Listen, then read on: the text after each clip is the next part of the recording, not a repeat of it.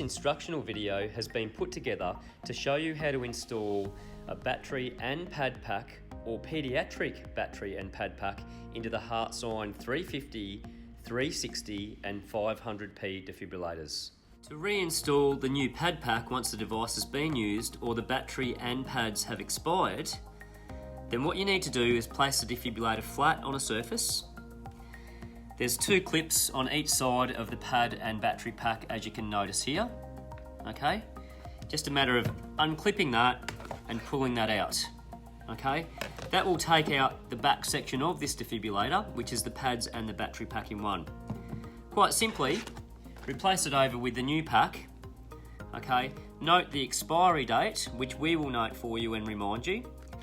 Put it flat on the table and quite simply plug this in to the device, sliding it until it clicks.